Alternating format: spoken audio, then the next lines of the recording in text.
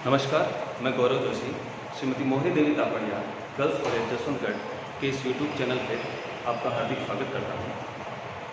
पिछले वीडियो में हमने पढ़ा था computation of accessible value for imported goods.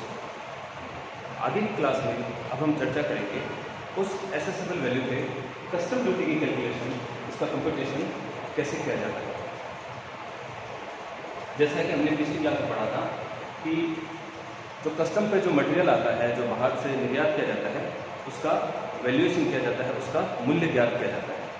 तो ये जो विधि है, जो कस्टम ड्यूटी चार्ज करने की जो विधि है, वो मूल्यानुसार शुल्क विधि कहलाती है और लगभग सभी वस्तुओं पे मूल्य के अनुसार ही टैक्स या कस्टम ड्यूटी चार्ज की जाती है। कस्टम ड्यूटी को इम्पोर्ट टैक्स भी बोलते हैं और जो माल निर्यात किया जाता है उसको एक्सपोर्ट टैक्स के नाम से जाना जाता है। अब जो कस्टम ड्यूटी है उसको चार्ज करने की या इम्पोर्ट टैक्स लगाने की दरें कहाँ दी हुई होती हैं। कस्टम ड्यूटी की दरें सीमा शुल्क प्रशुल्क अधिनियम 1975 में दी हुई है। कस्टम्स टैरिफ एक्ट 1975, इसमें सीमा शुल्क की दरें दी हुई है।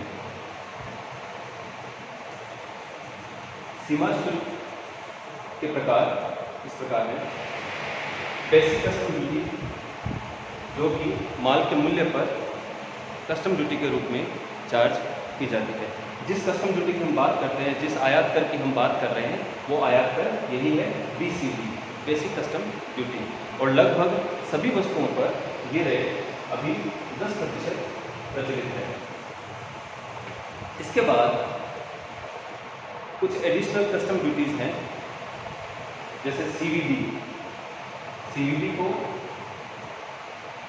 काउंटर वेयरिंग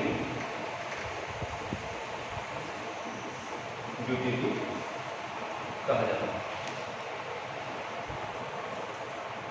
CVD लगाने के पीछे प्रयोजन ये था कि पहले इंडिया में एक्साइज ड्यूटी लगाई जाती थी वस्तुओं के उत्पादन पर। तो जो बाहर से वस्तु आ रही है उसको प्रतिस्पर्धी मूल्य बनाने के लिए CVD, जो कि एक्साइज ड्यूटी के बराबर चार्ज की जाती है। यहाँ हम देखते हैं, उदाहरण के तौर पर देखते हैं।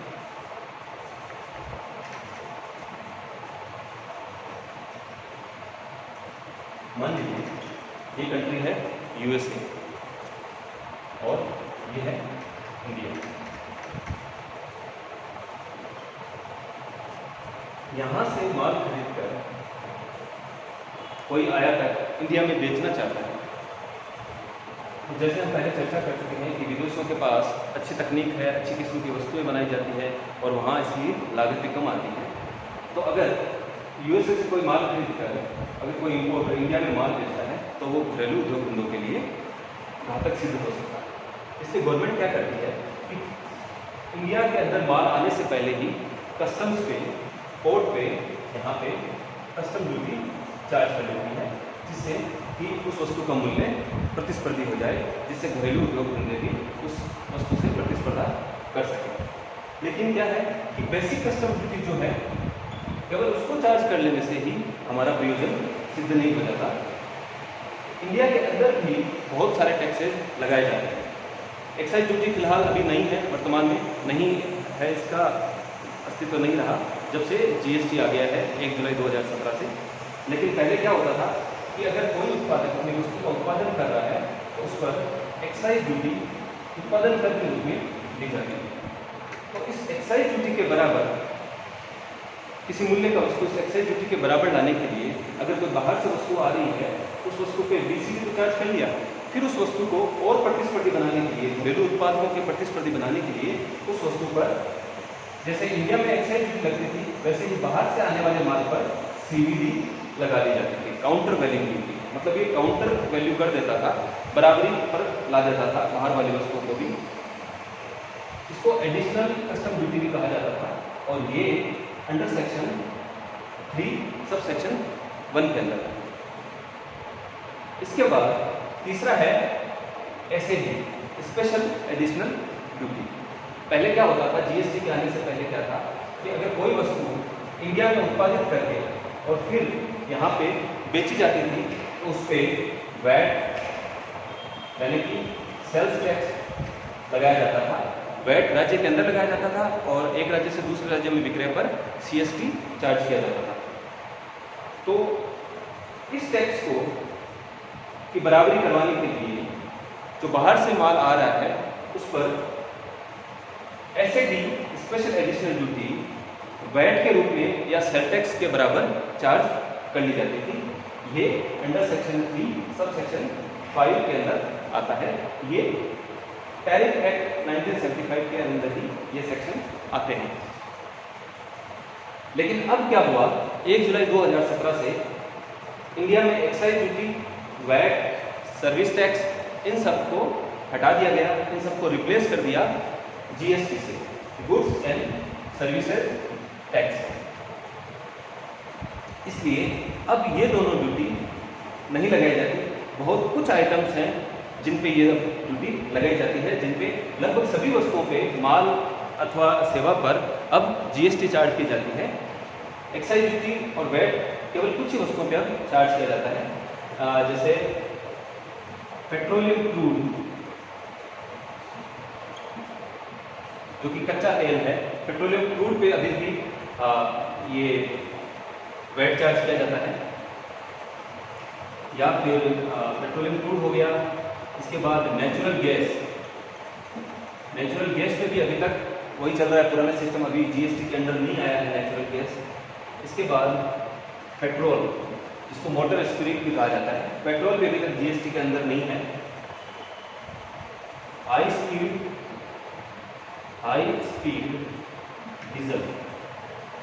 डीजल भी अभी GST के अंदर नहीं है। इसी प्रकार वाइन को भी GST के दायरे से अभी तक बाहर रखा गया है। तो ऐसी कुछ 4-5 आइटम हैं जिनको अभी तक GST के दायरे में नहीं लाया गया है। उन पर केवल ये जो ड्यूटीज़ हैं CVT और SAD under section 3 subsection 1 under section 3 subsection 5 की ड्यूटीज चार्ज की जाती है। अब जब से GST अस्तित्व में आया है तब से एक नया सेक्शन जोड़ा गया है इंटीग्रेटेड टैक्स के नाम से।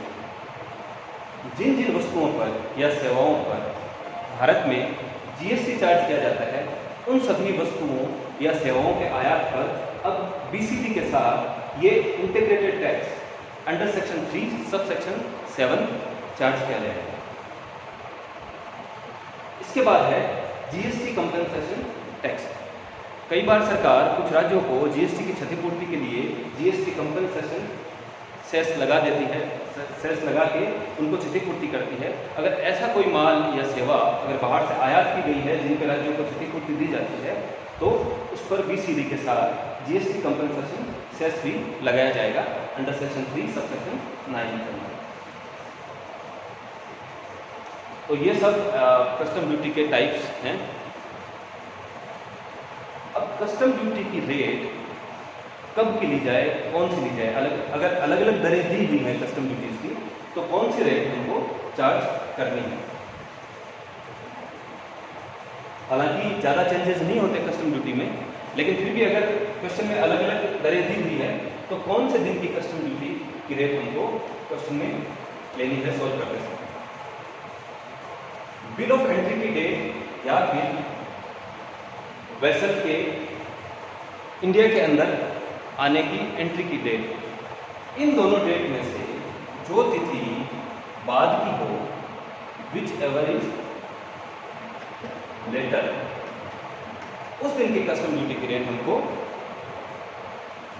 लेनी चाहिए। क्वेश्चन सॉल्व करते समय चार्ज की जानी चाहिए उस दिन की रेट। बिल ऑफ एंट्री का मतलब ये होता है कि जब माल बाहर से आ रहा होता है तो आयातक क्या करता है कि वहाँ पे जो अधिकारी है, कस्टम्स पे जो अधिकारी है, चाहे बंदरगाह पर हो चाहे हवाई अड्डे पर हो, वहाँ पे जो अधिकारी है उनको एक पूरी सूचना, एक प्रॉपर फॉर्मेट में सूचना देता है कि कौन कौन सा माल उसने इंपोर्ट किया है, कौन से व्हीकल से आ रहा है, कौन सी कंट्री से आ रहा है, किस टाइप का माल है, क्या मूल्य है उसका, ऐसी एक सूचना दी जाती है बिल ऑफ एंट्री में। तो ऐसा एक फॉर्म अधिकारियों को दिया जाता है आयात के समय। तो या तो जहाज के आने से पहले ही जो आयातक है वो कस्टम्स ऑफिसर्स को ये बिल ऑफ एंट्री सबमिट कर सकता है, या फिर जहाज के आने के अगले दिन ये बिल ऑफ एंट्री भी सबमिट की जा सकती है। तो इन दोनों में से जो भी डेट बाद की हो, उस दिन की जो प्रचलित शुल्क की दर है वो हमको क्वेश्चन सॉल्व करते समय वो हमको कस्टम ड्यूटी के रूप में चार्ज करनी है, वो हमको उस रेट से हमको कस्टम ड्यूटी लगानी है। अब हम बात करेंगे कि कस्टम ड्यूटी किस तरीके से कैलकुलेट की जाती है, किस तरीके से चार्ज की जाती है। तो अब दो तरह की वस्तुएं हो गई।